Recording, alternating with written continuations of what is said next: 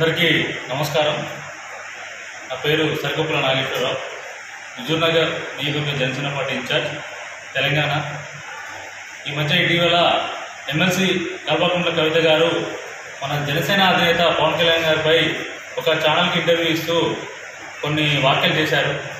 ఆ వ్యాఖ్యలు ఆమె ఏ విధంగా చేసిందో మాకైతే అర్థం కావట్లేదు. పవన్ కళ్యాణ్ గారిని సీరియస్ పొలిటీషియన్ కాదని, అన్ఫార్చునేట్గా డిప్యూటీ సీఎం అయ్యారని ఈ వ్యాఖ్యలు చేయడం జరిగింది.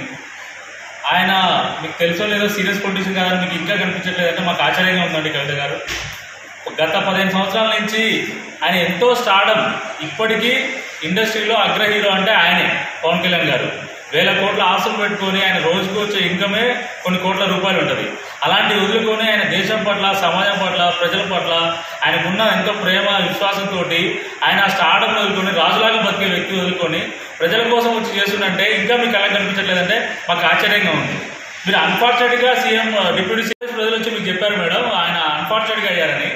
21 స్థానాల్లో ఎమ్మెల్యేలు ఉంటే 21 స్థానాలు గెలిచి 100% స్ట్రైక్ రేట్తో గెలిచిన వ్యక్తిని మీరు ఆ విధంగా అనడం మాకు నవ్వు వస్తుంది. ఫస్ట్ మీరు సరే, మీరు ఈ మధ్య జైలుకి వెళ్ళి మీకు ఆ విషయాలు తెలియదో లేకపోతే మీరు పట్టించుకో, ఆ విషయాలు మీకు పరిగణలోకి తీసుకోలేదో మాకు అర్థం కావట్లేదు. ఎలక్షన్ టైంలో మీరు జైల్లో ఉన్నారా బయట ఉన్నారా అయితే నాకు అర్థం కావట్లేదు. 100% స్ట్రైక్ రేట్ తోటి గెలిచిన ఒక వ్యక్తి, ఆ పార్టీని మీరు ఈ విధంగా అంటాం, ఆ వ్యక్తిని ఈ విధంగా అంటాం మాకు నవ్వు వస్తుంది. సీరియస్ పొలిటీషియన్ అంటే స్కామ్లలో ఉండటం, జైలుకి వెళ్ళటం, ఇలాంటి దందాలు చేయటం అనేది మాకు తెలియదు. ఒక సీరియస్ పొలిటీషియన్ అంటే రికార్డు స్థాయిలో గ్రామ సభలు నెలకొల్పి ఆ వరల్డ్లోనే ఒక రాష్ట్రంలో గ్రామ సభలు ఒకే రోజు సుమారుగా 3-4 వేల గ్రామ సభలు ఏర్పాటు చేసినటువంటి వ్యక్తి పవన్ కళ్యాణ్ గారు. 1000 కిలోమీటర్ల రోడ్లు వేసిన వ్యక్తి పవన్ కళ్యాణ్ గారు. ఆయన సొంత డబ్బులతోటి, ప్రతిపక్షంలో ఉన్నప్పుడే సొంత డబ్బులతోటి కౌలు రైతులు ఆత్మహత్య చేసుకుంటే వాళ్ళకి సొంత డబ్బులు ఇచ్చిన వ్యక్తి పవన్ కళ్యాణ్ గారు.